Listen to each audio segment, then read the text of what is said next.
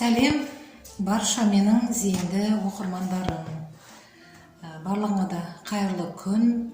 Бүгін енді өткендегі уәде бойынша мен узы туралы сабағымда айтатын боламын. Жалпы ішкі әлем деген не? Ішкі әлем туралы білеміз, ары қарай соны зерттейміз деп айтқан болатынмын. Енді сол ішкі әлемге жайлап өту үшін біздер өткенде биополе туралы әңгіме қозғаған едік. Енді биополені түсіндіріп айтып өттім, ол туралы сәл соңырағында айтамын. Қазір енді УЗИ дегеніміз не? Сол жөнінде мен қысқаша айтып өтейін. УЗИ деген аппарат ультразвуковое исследование, яғни ультразвук, звук деген дыбыс, яғни өте жіңішке дыбыс, исследование. Яғни біздің ішімізде дыбыс болады екен. Ол дыбыс қайдан шығады? Ол дыбыс, яғни біздің ішімізде айналып атқан, ағып атқан қан бар. Кеше өткен сабақта айттық, биополе депті. Сол қан қозғалады. Қозғалыс бар жерде міндетті түрде дыбыс шығады. Біз өзіміз білмейміз, біз өзіміз сезбейміз, бірақ біздің ішімізден өте жіп-жіңішке нәзік дыбыс шығып тұрады екен. Ал сол дыбыстың ішінде біз туралы бүткіл информация бар. Біз туралы бүткіл ақпарат бар. Осы ақпаратты біз өзіміз білмейміз, бойымыздан сезе алмаймыз, бірақ аппараттар сезіп тұр. Енді мына өткен сабақтарда мені тыңдаған болсаңыздар, менің алдыңғы видеоларымда айттым, мен Садгуру арқылы жаратылыс дегенді түсіндім. Яғни Садгурудың да мақсаты не? Внутренняя инженерия деген кітабын жаза отырып, ол айтады, мына аппараттың сезетін нәрселерін оны аппаратқа тәуелді болмай-ақ, адам өзі сезе алады. Яғни адам біздер көп сезімнен айырылып қалғанбыз.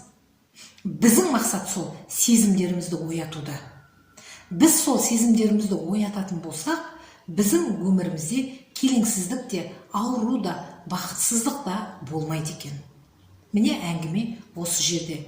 Демек, енді тағы да айтып өтейін, УЗИ деп отқаным, сонда біздің ішімізден шыққан дыбысты зерттейтін құрылғы екен. Бізге құрылғы не керек? Біз өзіміз зерттей алсақ, бізге керегі сол екен. Біздің бүкіл басымыздағы болып жатқан жағдайдың барлығының да жауабы біздің ішкі әлемімізде. Ішкі әлем туралы біздер әлі болашақта айтатын боламыз. Ал әзірге менің каналыма тіркелмеген болсаңыз, менің каналыма тіркеліп қойыңыз, лайк басыңыз, ұнаса сұрақтарыңыз болса, сұрақтарыңызды қойыңыз. Өзге де осындай бір ақпаратқа зәру болып жүрген адамдар болатын болса, бөлісіп қойыңыздар. Менің каналымды қолдаңыздар. Алдын ала рахмет. Жақсы, енді ары қарай жалғай отырайық. Енді осы кеше комментарийлерді қарап отырсам, комментарийдің ішінде қыздар жазыпты. Биополе деген түсіндік. Енді сол биополені қалай біз реттейміз, қалай біз жөндейміз дейді. Биополені жөндеу үшін, реттеу үшін дәрігерге барудың қажеті жоқ. Биополені жасайтын сіздің ойыңыз. Демек, сіз биополеңізді тазартқыңыз келе ме? Ең бірінші сіз жауапкершілікті өзіңізге алуыңыз керек. Өзіңіздің басыңыздағы, өзіңіздің тағдырыңызға қатысты бүткіл жауапкершілікті сіз өзіңіз мойныңызға алуыңыз керек. Яғни жауапкершілік өзіңіз қолыңызға алуыңыз керексіз. Бұл ең бірінші биополеге жететін жолдың ең біріншісі осы. Яғни бүкіл жауапкершілік өзіңізде. Екіншіден, жалпы осы биополені өзгерту үшін тағы да бір нәрсе, сіз өміріңізді, яғни ойыңызды өзгертуіңіз керек, өмір сүру стиліңізді өзгертуіңіз керек. Немесе былайша айтқанда, өмірге деген көз қарасыңызды мүлдем өзгертуіңіз керек. Себебі сіздің осы күнге дейін ойлап келген ойыңыз, осы күнге дейін ойлап келген, осы күнге дейін өмір сүріп келген өмір стиліңіз сізді тек қана ауру қалып келді, немесе жоқшылық қалып келді, немесе бір бақытсыз өмірге алып келді. Демек, ондай өмір не керек сізге? Ондай ой не керек сізге? Қуып жіберіңіз, шығарып жіберіңіз. Оның орнына басқа жаңа ой енгізіңіз. Әрине, жаңа ой енгізу үшін, жаңа жаңалық енгізу үшін, көзқарасымызды өзгерту үшін бізге әрине білім керек. Білім болғанда да, оның ішінде психологиялық білім керек. Психологиялық білімнің де түрі көп. Бірақ соның ішінде ең бірінші біз өзіміздің жаратылысымыз туралы білуіміз керек.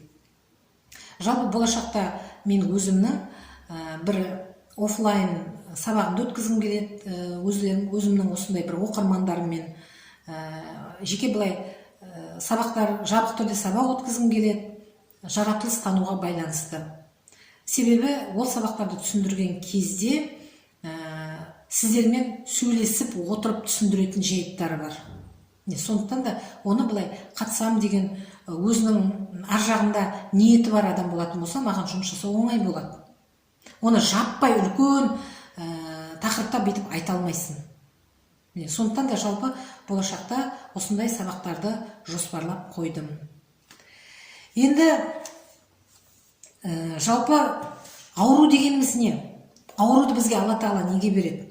Ауру деп отқанымыз бұл бізге Алла Тағаладан келіп тұрған негізінде бір белгі. Сен бір нәрсені дұрыс жасамай жүрсің, сен бір нәрсені дұрыс істемей жүрсің. Немесе сен біреуді кешіре алмай жүрсің. Аурудың ең түпкі нәрсесі сіз біреуді кешіре алмай жүрсіз. Осы жерде де өзіңізбен жұмыстаныңыз. Кімді кешіре алмай жүрсіз? Неге кешіре алмай жүрсіз? Енді осы жерде сізге тағы да нәпсімен күресуге тура келеді. Негізінде қазір бұл жөнінде айтылып жатқан өте көп, яғни біреуді кешір деп та, бірақ ол оңай нәрсе емес кешіру. Кешіру үшін де сізге тереңірек түсінік керек. Тереңірек түсінсеңіз, сізге өзгені кешіру оңай болады. Бұл да айналып келгенде жаратылысқа тіреледі. Сондықтан да ең бастысы ауырған кезде сіз ойлаңыз, қараңыз, сіз кімді кешіре алмай жүрсіз? Жан жағыңыздан қарап көріңіз, кімді кешіре алмай жүрсіз? Ойлаңыз, сіз неге оны кешірмейсіз? Негізінде айтады, Алла мейірімді, Алла кешірімді. Адамды Алла кешіргенде сіз кімсіз кешірмейтін? Ойланып көріңізші. Сіз кімсіз кешірмейтін? Алла мейірімді. Сіз неге мейірімді болмайсыз? Сонда сіз өзіңізді Алладан жоғары қойып отырсыз ба? Қазақ айтады, әу бастан, тәкаппарды Тәңірі сүймес дейді. Сіздің осы тәкаппарлығыңыздан сіз Аллаға сүйкімсіз көрініп отырсыз да? Сүйкімсіз көрінетін пендені Алла Тағала енді реттеп алу керек ол. Себебі бізді әу баста жаратқанда бізді ол мінсіз қылып, Алла өзіне ұқсатып бізді жаратты. Өзі мінсіз болса, ол пендесін де мінсіз қылып жаратты. Бірақ біздер өкінішке орай өзіміздің надандығымызбен сол мінсіз болмысымыздың барлығында ластап бүлдіріп алдық та.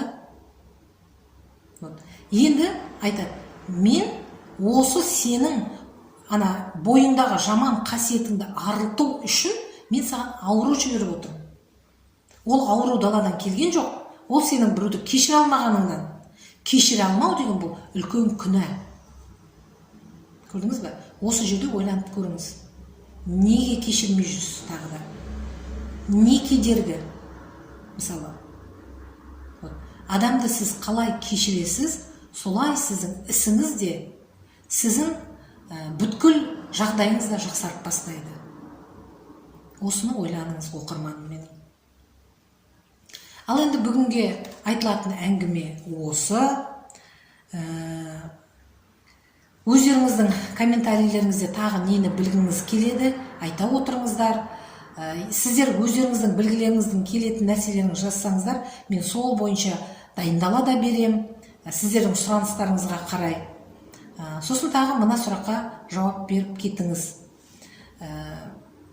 Неге адамды кешіру қиын деп ойлайсыз?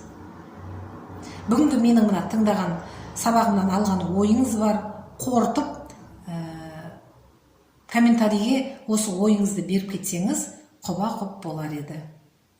Ал оқырмандарым, келесі сабақта кездескенше, мен жаңа уәде еткендей, аптаның кем дегенде 3-4 күн қатарынан видео салып тұруға тырысамын. Мені тағы да қолдап қойыңыздар. Әзірге сау болыңыздар.